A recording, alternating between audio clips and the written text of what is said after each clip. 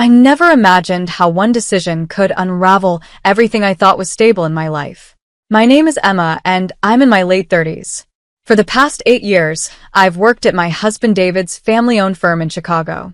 It was meant to be a new beginning, a chance to blend my skills with David's ambition. But looking back now, I realize I was stepping into a storm I wasn't prepared for. The firm, a modest operation with just 9 employees, is run by David's father, Richard. Richard prefers to keep his distance from daily affairs, leaving the real work to David, who's being groomed as the next leader. This arrangement seemed to work well until it didn't. My role in managing operations was significant, but it wasn't without its challenges. My involvement, which I thought was helping, only added to the tension within the family. David's mother, Sarah, is where most of this tension brewed. In her early 60s, Sarah had retired from her own career, supposedly to handle our home. But she rarely took on her responsibilities. Instead, I found myself juggling both the firm and home chores. I remember how Sarah's discomfort grew with every day I spent in the office. The turning point came one sweltering afternoon. We had been arguing about something trivial, or at least it seemed so at the time. Sarah, in one of her frequent outbursts, threw a scalding cup of coffee on my shirt. It was as if all her resentment had boiled over into that single act. I stood there, stunned, feeling the hot liquid seep through my blouse, scalding my skin. Sarah's face was a mix of anger and satisfaction. "You've made a mess of everything," she spat, her voice dripping with disdain. It wasn't just the coffee, it was what came next that shattered me. Sarah declared that her younger son, Eric, would be taking over my role. Eric was only 20, recently back from Los Angeles, where he had grown disillusioned with college life. To say he was unprepared for the job was an understatement. But Sarah, in her certainty, dismissed my years of hard work as inconsequential. She handed me a pre-written resignation letter and ordered the guards to escort me out. I left the building with a heavy heart and a sense of betrayal. How could everything I had worked for just dissolve like that? The shock of being removed from both the firm and our home left me feeling adrift. I knew I needed to talk to David and Richard, but I was terrified of what they would say. David, always the voice of reason, suggested I take a break to clear my head. Richard, though less emotional, agreed that some time away might be beneficial. With a heavy heart, I agreed and decided to take a short trip. I hoped that distance would bring clarity. During my time away, I received an urgent call from Eric. His voice trembled as he confessed he was overwhelmed. Sarah's assurances that the role would be easy were far from the truth. Eric struggled with the basics, accounting, staff management, and even the day-to-day operations were beyond him. It was clear that Sarah had drastically underestimated the complexity of the job I had handled for years. When I returned, the atmosphere at the firm was even more charged. David and Richard broke the news that Eric had made several disastrous mistakes. One of the most significant errors involved offending a major client, a mistake that put the firm's future at risk.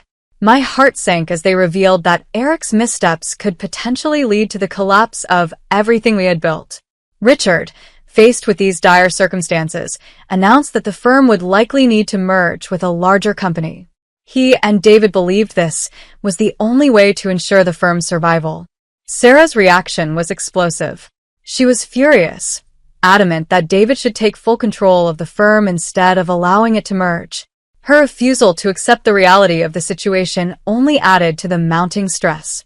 It was during this chaotic period that Richard made an even more shocking announcement.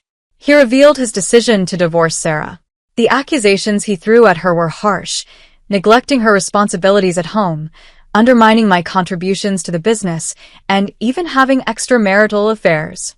Sarah's shock and anger were palpable, and the family dynamics grew even more strained. Richard's decision to expel Sarah and Eric from the family home and arrange temporary accommodations with an acquaintance only added to the confusion. It seemed as though everything was falling apart. In the midst of all this turmoil, as I grappled with the loss of my place in the firm and home, a new development emerged. The complexity of our situation highlighted the deep fractures within our family. Little did I know that amidst these challenges, there was a glimmer of hope waiting for me, a hope that would come to redefine our future. The days after being ousted from the firm and our home were a whirlwind of confusion and heartbreak.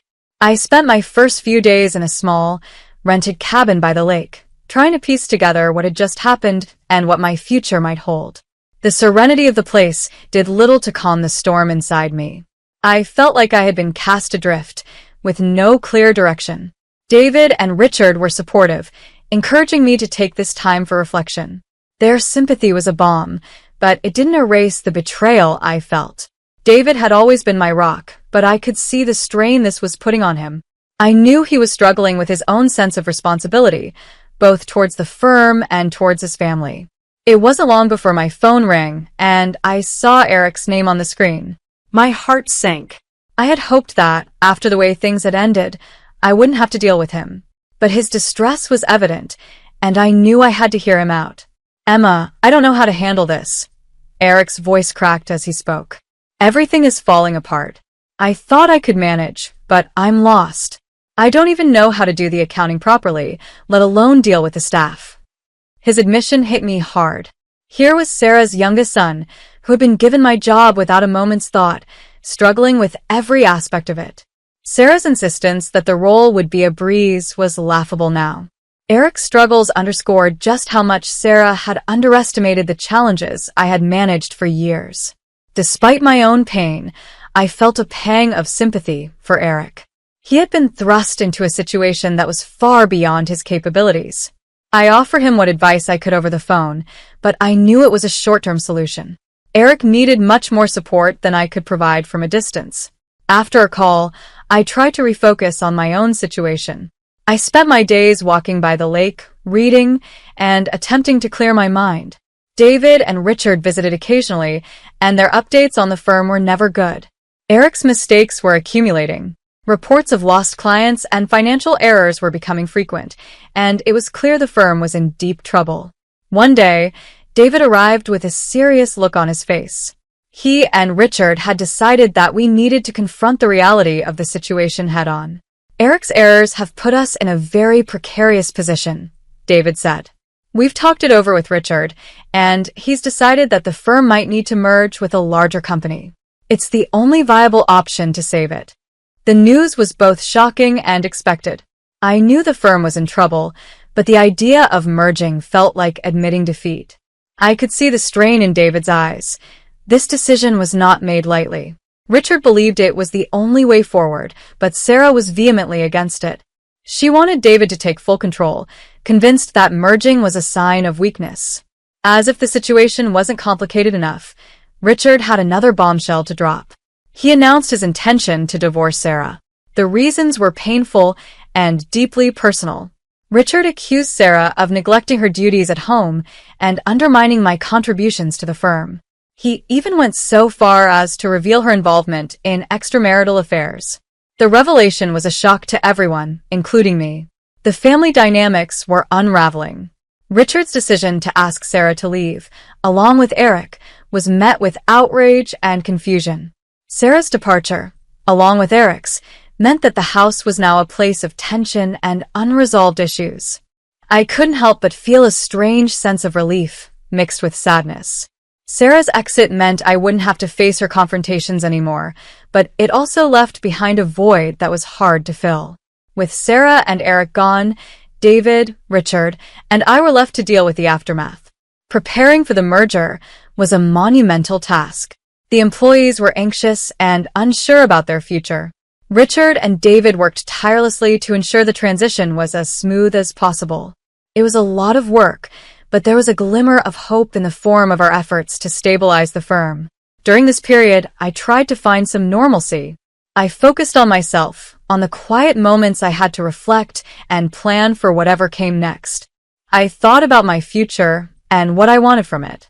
As I settled into this new routine, an unexpected discovery brought a new dimension to my life. I found out I was pregnant. The news of my pregnancy was a turning point.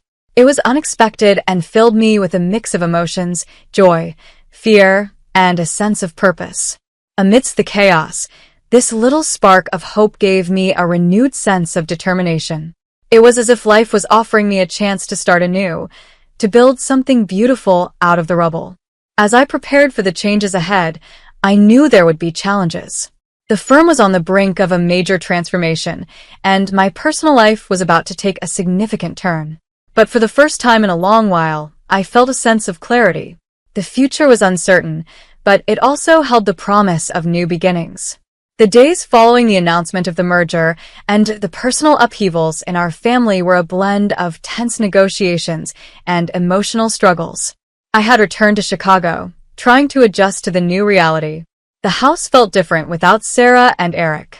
It was quieter, but the silence was heavy with the weight of unresolved issues and lingering hurt.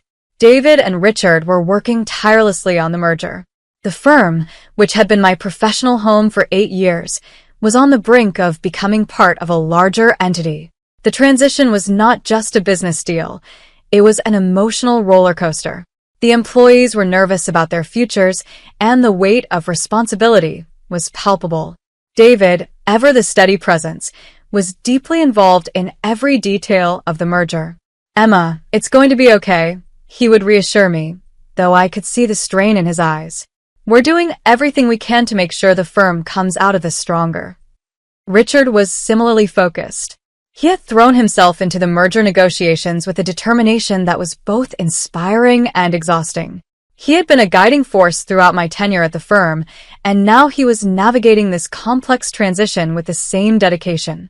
Yet, there was a noticeable distance between us, a gap created by the recent family conflicts and personal revelations. One day, while sorting through some old papers in the office, I came across a stack of photographs from the firm's early days. They were reminders of how much we had built together. The firm was more than just a business. It was a testament to years of hard work and dedication. As I flipped through the pictures, I couldn't help but feel a pang of nostalgia for the times when things were simpler. Amidst the chaos of the merger, David and I were also grappling with the reality of our changing family dynamics.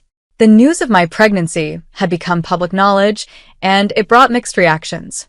Some were supportive, offering congratulations and well wishes. Others were more reserved, unsure of what the future held for us.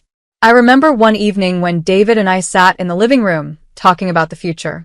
"Emma, I know this is a lot to handle," David said, his voice filled with concern. "But we're in this together. The firm will be okay, and we'll figure out how to balance everything." His words were comforting, but the future still felt uncertain. The merger was a significant step, and it was hard to predict how it would affect our personal lives and the firm's future. The reality of becoming a parent added another layer of complexity. I wanted to be excited about the new life growing inside me, but I couldn't shake the worries about how it would fit into our already complicated lives. The day of the merger approached, and the atmosphere at the firm was one of anxious anticipation. The employees were preparing for the transition, and David and Richard were finalizing the details. I did my best to stay positive and supportive, though it was clear that the merger was a major shift for everyone involved. Just when it seemed that things might settle into a new routine, a new complication arose. Sarah and Eric, who had been staying with an acquaintance, reached out to me. Sarah wanted to meet, and despite my reservations, I agreed. The meeting was awkward and tense, with unspoken grievances hanging in the air. "I didn't come here to fight," Sarah said, her voice tinged with fatigue. "I just wanted to see how you're doing. I know things ended badly, and I regret how it all unfolded." Her words were a mix of apology and defensiveness. She had always been a difficult person to read, and this encounter was no different. I could see that she was struggling with the changes and the fallout from the divorce. Eric, sitting quietly beside her, looked exhausted and uncertain. "I appreciate you reaching out," I replied, trying to remain calm. "But it's been a difficult time for all of us. I hope you understand why things happened the way they did." Sarah nodded, though her expression remained guarded. "I just want things to be better. For everyone's sake." The meeting didn't resolve everything, but it did offer a glimmer of understanding. Sarah was still grappling with her own issues, and Eric was trying to find his footing after being thrust into a role that was beyond his capabilities. With the merger complete and the firm moving forward, David and I began to focus more on our personal lives. The preparations for the baby became a source of excitement and hope. We began to envision a future that included not just the business, but also the new life we were about to welcome. As the firm settled into its new structure, there was a renewed sense of purpose. The transition had been challenging, but it had also brought about positive changes. The employees were adjusting, and David and Richard were working on strengthening the firm's position in the market. The last few weeks before the baby's arrival were filled with a mixture of anticipation and planning. David and I worked on creating a home environment that would accommodate our growing family. It was a new chapter for us, one that promised both challenges and joys. Despite the upheavals and uncertainties, there was a sense of hope in the air. The firm was on a path to recovery, and our personal lives were taking shape in a new and positive direction. The past had been turbulent, but it had also paved the way for new beginnings. As the final days of my pregnancy approached, I found myself reflecting on the whirlwind of events that had led us here. Life had a way of throwing curveballs, and this past year had been no exception. Despite the turbulence, I felt a sense of calm and anticipation as I prepared for the arrival of our baby. It was a new chapter, a chance for renewal amidst the chaos. David and I had settled into a new routine, balancing the demands of the firm with the preparations for our baby. The merger had been completed successfully, and the firm was beginning to find its footing under the new structure. There was a sense of stability returning, though the journey had been anything but smooth. One evening, as David and I sat together in our living room, we talked about the future. "Emma, I know things haven't been easy," David said, his hand resting gently on my stomach. "But I'm proud of how we've handled everything. And I'm excited for what's to come." His words were comforting. The past months had been a mix of stress and hope, and it was reassuring to see that we were moving forward together. Despite everything, the prospect of becoming parents was a source of joy and excitement. We were preparing for a new beginning, and it was a welcome change from the turmoil of the previous year. The arrival of our baby was a moment of profound joy. Holding our child for the first time, I felt a surge of love and hope that made all the struggles worth it. It was a reminder of what truly mattered and a symbol of new beginnings. As we adjusted to life with our newborn, there was a renewed sense of purpose in our lives. With the baby's arrival, the firm also began to settle into its new role. The merger had brought about significant changes, but it also presented opportunities for growth. David and Richard worked closely with the new partners to ensure a smooth transition, and it was clear that the firm was on the path to recovery. The employees, who had been anxious about the changes, seemed more optimistic. The new structure offered them a chance to grow and adapt, and it was gratifying to see the firm finding its way. The sense of stability was gradually returning, and there was a renewed energy in the workplace. Amidst these changes, there were still unresolved issues with Sarah and Eric. They had been living with an acquaintance since their departure from our home, and their situation was a far cry from the stability they had once known. I had mixed feelings about their situation. On one hand, there was a part of me that felt sympathy for their struggles. On the other, the pain of their actions was still fresh. One day, Sarah reached out to me again. This time, the conversation was different. "Emma," she said, her voice softer than before, "I wanted to thank you for the chance you gave us to make things right. I know I made mistakes, and I regret how things turned out. I hope we can find a way to move forward." Her words were a step towards healing, though there was still a long road ahead. I appreciated the gesture and acknowledged her sincerity. "Sarah, I think we all have things to work through, but I hope we can find a way to move forward and rebuild what's been broken." Eric, too, had expressed a desire to make amends. He had struggled with his role in the firm and the fallout from the family's issues, but he was trying to find his place again. "I'm sorry for everything," he told me during one of our conversations. "I know I didn't handle things well, and I want to make things right." It was a small step, but it was a start. Forgiveness and rebuilding trust take time, and I knew it wouldn't be easy. But there was a glimmer of hope that, in time, we could find a way to mend the fractures and move forward. As the days went by, the focus shifted more towards our family and the future. The firm was on a positive trajectory, and David and I were finding our balance as new parents. The challenges of the past year had taught us a lot about resilience, love, and the importance of family. The new chapter of our lives was filled with hope and possibility. We were navigating the complexities of balancing personal and professional responsibilities, but there was a renewed sense of purpose. The trials we had faced had strengthened our bond and deepened our understanding of what truly matters. Looking ahead, I felt optimistic about the future. The journey had been difficult, but it had also brought us closer together and provided us with valuable lessons. We were ready to embrace the new opportunities and challenges that lay ahead, confident in our ability to face them as a family. In the end, the story of our family was one of growth and transformation. We had faced adversity, made difficult choices, and navigated complex emotions. But through it all, we had found hope and a renewed sense of purpose. As we looked towards the future, we knew that the path ahead would be shaped by the lessons we had learned and the strength we had gained.